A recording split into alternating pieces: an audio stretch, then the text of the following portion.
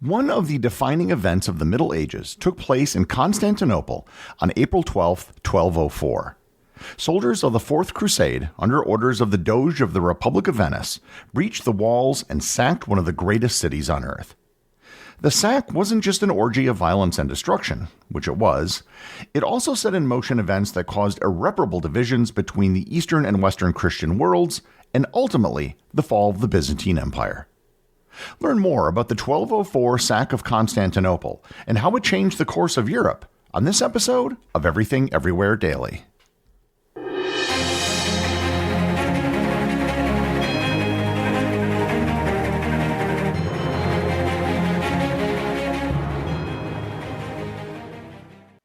This episode is sponsored by NerdWallet.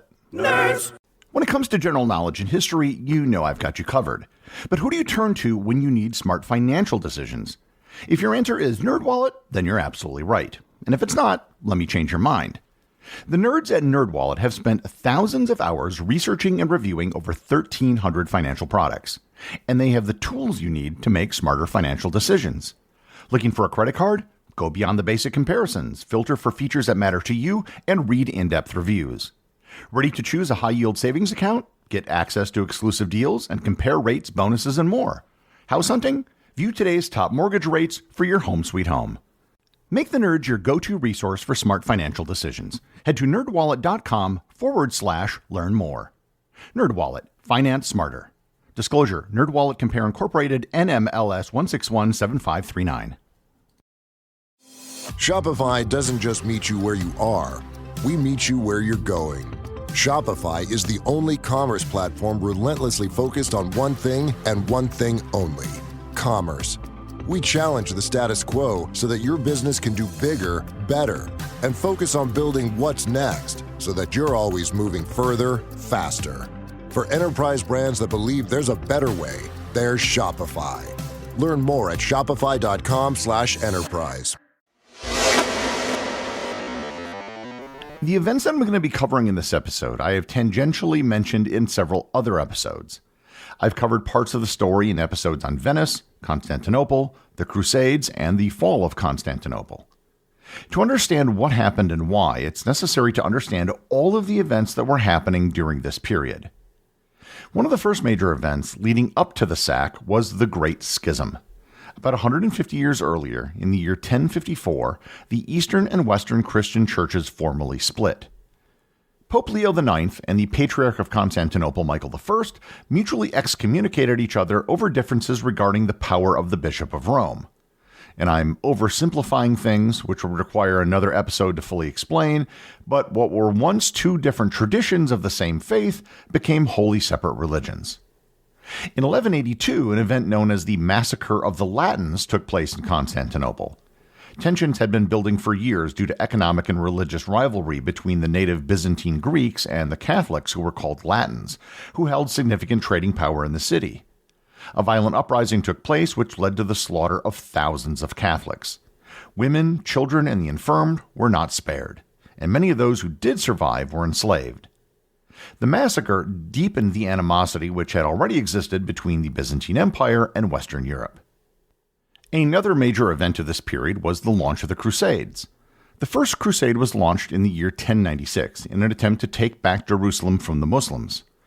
They were successful, but they lost Jerusalem again in 1187 at the Battle of Hattin, where the Islamic leader Saladin decisively defeated the Crusader forces. In Constantinople itself, the empire was undergoing a succession crisis. The legitimate emperor, Isaac II, had been overthrown and blinded by his brother, Alexios III. Finally, there was the Republic of Venice. Venice had become a powerful maritime republic, which had commercial interests in the eastern Mediterranean. The Venetians were keen on maintaining and expanding their trade dominance, particularly in Byzantine territories. The elected leader of Venice, known as the Doge, which was a position that was held for life, was Enrico Dandolo. Enrico Dandolo is a fascinating character and was unlike almost any leader in world history for one simple reason. He came to power at the age of 85. And this was during an era when very few people ever made it to the age of 85. And not only did he come to power at the age of 85, but he managed to rule Venice until he was 97. During that time, he became one of the shrewdest leaders in the history of the Venetian Republic. So all of these things were in play when the events of this episode transpired, and it all began with Pope Innocent III. In response to the loss of Jerusalem, in 1202, Innocent did what several of his immediate predecessors had done and called for a crusade to reclaim Jerusalem. This crusade is known to historians as the Fourth Crusade. As with past crusades, they needed to raise an army and then transport that army to the Middle East to attack Jerusalem. They contracted with the Venetians to build a navy to transport the army across the Mediterranean. The problem was the Crusaders didn't have enough money to pay Venice. Enrico Dandolo saw an opportunity and suggested to the leaders of the crusade that they could pay him by helping to capture the city of Zadar, located on the Adriatic Sea in what is today Croatia. Given its location on the Dalmatian coast, this would be a very valuable city for Venice to control. However, there was another problem. The Crusades were supposed to be about liberating the Holy Land. Zadar was not just a Christian city, but a Catholic city under the control of Hungary. In 1202, the Crusaders attacked Zadar, attacking the city, causing the surviving populace to flee into the countryside. The Pope then excommunicated the Crusaders and the Venetians who took part in the attack on the city. The excommunication of the Crusaders was eventually lifted because it would be odd to have a bunch of excommunicated Crusaders liberating Jerusalem in the name of the Church. Around this same time, Alexios IV, Isaac II's son, sought Western help to reclaim the throne. He promised the Venetians and the Crusaders money and military assistance. But perhaps most tantalizing, Alexios offered a religious union between the Eastern Orthodox and Roman Catholic churches if they help him overthrow his uncle and restore his father to power. So, fresh off their sack of Zadar, the Crusaders were diverted once again to another Christian city, Constantinople. In July of 1203, the Crusaders arrived to remove the usurper Alexios III. If you remember back to my episode on Constantinople, what the city was famous for was its walls. The city was located on a peninsula, and the side of the city which faced land was defended with an enormous triple wall. These walls and incredible fortifications had protected the city since its founding, so attacking the city would be no easy feat. On July 5th, the Crusaders arrived and set up camp across the Bosphorus from Constantinople. On the 17th, they began their assault by sea against the walls that surrounded the city on the shore. They didn't breach the walls, but they did set fire to some parts of the city. The usurper Alexios III tried to rally the support of the people in the city and its soldiers, but quickly found himself facing a popular uprising. On July 18th, he fled the city with his daughter, effectually giving up the throne. Isaac II, who had been imprisoned and blinded by Alexios III, was then restored as emperor alongside his son, Alexios IV, who had made the promises of rewards to the Crusaders and Venetians for their support. Alexios IV then welcomed the Crusaders into the city to help him protect his and his father's rule. The presence of these Latin Crusaders in the city did not sit well with the local Orthodox majority. The Crusaders weren't happy either because Alexios IV was having trouble meeting the financial promises that he had made to the Crusaders to help him take back the throne. Tensions between the locals and the Crusaders continued throughout 1203 as the Crusaders waited for their payment. In July 1204, things came to a head. There was a popular uprising against Alexios IV and his father, Isaac II, and there was a movement to replace them with the imperial chamberlain, a man by the name of Alexios Doukas. Alexios Doukas captured Alexios IV and Isaac II and proclaimed himself Alexios V. Isaac II soon died in captivity from causes that are not clear, and a few weeks after that, Alexios IV was most probably strangled to death while he was imprisoned. This left the Crusaders with no means of recovering their payment.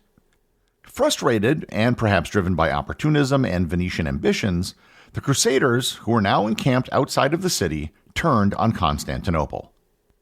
On April 12, 1204, the Crusaders breached the city's defenses on its seawall, not the city's large land wall. Several dozen Crusaders managed to get over the wall, broke a hole in the wall that allowed the rest of the Crusaders to pour in from ships. Over the next 3 days, the Crusaders looted, burned, and destroyed much of Constantinople. Churches, including the Hagia Sophia, were desecrated. Priceless relics were stolen, many of which were taken to Venice and other European cities. As you might remember from the very first episode of this podcast, the Byzantine Empire was actually a name given to it after the fact. It was, in reality, a continuation of the Eastern Roman Empire. The city had many old and valuable relics and pieces of art which had come to Constantinople during Rome's heyday. Many of the items were taken not because of their artistic or historic value, but rather just for their base precious metals. Some items were looted and taken to Venice, the most notable of which were the horses of St. Mark. The horses of St. Mark are 4 ancient bronze statues of horses that originally adorned the Hippodrome of Constantinople. They were transported to Venice, where they were placed on the facade of St. Mark's Basilica in Piazza San Marco, becoming symbols of Venetian power and wealth. Today, the originals are preserved inside the basilica to protect them from damage, while replicas stand outside. One of the greatest works of art that was lost was a large bronze statue of Hercules, supposedly created by Lysippus, a sculptor who worked for Alexander the Great 1,500 years earlier. An estimated 2,000 people were killed during the sack. As bad as the sack of the city was, and it was bad, things got worse. Alexios V fled the city before the sack, was captured, and brought back for trial. He was found guilty of treason against Alexios IV and executed that December. His replacement wasn't another Byzantine emperor. Instead, the entire imperial system was replaced with one known as the Latin Empire of Constantinople. The Venetians and the Crusaders crowned Baldwin I of Flanders as the first Latin emperor. Most of the Byzantine Empire was then partitioned amongst Western European powers. The empire had already been substantially reduced in size by the Islamic Caliphate over the previous centuries, and here I'll refer you to the episode on the Battle of Yarmouk. By the time of the sack, it had mostly been reduced to the area around what is today Turkey. After the sack, it was reduced even further with the establishment of several Byzantine successor states, most notably the Empire of Nicaea, the Despotate of Epirus, and the Empire of Trebizond. The partitioning of the Byzantine Empire, aka what was left of the Roman Empire, had huge repercussions. It never recovered from the partitioning that occurred in the wake of the sack of 1204. The Latin Empire only lasted about 50 years. In 1261, under the Paleologos dynasty, Constantinople returned to Byzantine, aka Greek Orthodox control. The Paleologos dynasty was to be the last in Byzantine history. The reduced empire made it vulnerable to future invasions, most notably by the Ottoman Turks, who would eventually capture Constantinople for a final time in 1453. And one can only wonder how the Byzantine Empire would have withstood attacks from the Ottomans almost 200 years later if it had been larger and had more resources. The other rather obvious result that stemmed from the sack was that it deepened the schism between the Roman Catholic and Eastern Orthodox churches. The violence inflicted on the most important city in Eastern Christianity by Western Crusaders fueled centuries of resentment between the two branches of Christianity. The Byzantine Empire viewed the Latin West with suspicion and bitterness, and this event is often cited as one of the reasons why the Byzantines were reluctant to seek help from the West in their later struggles against the Ottomans, and was a contributing factor for why Constantinople finally fell. Venice was the big winner. They greatly benefited from the Fourth Crusade, securing dominance over key Byzantine territories and trade routes in the Eastern Mediterranean. The sack of Constantinople began Venice's golden age as a commercial and maritime power. The 1204 sack of Constantinople was a turning point in medieval history. It derailed the original goals of the Fourth Crusade, permanently weakened the Byzantine Empire, and deepened the rift between Eastern and Western Christianity. Its ramifications echoed for centuries, ultimately contributing to the fall of Byzantium and the rise of the Ottoman Empire. The executive producer of Everything Everywhere Daily is Charles Daniel. The associate producers are Benji Long and Cameron Kieffer. I want to give a big shout out to everyone who supports the show over on Patreon, including the show's producers. Your support helps me put out a show every single day. And also, Patreon is currently the only place where Everything Everywhere daily merchandise is available to the top tier of supporters. If you'd like to talk to other listeners of the show and members of the Completionist Club, you can join the Everything Everywhere Daily Facebook group or Discord server. Links to everything are in the show notes.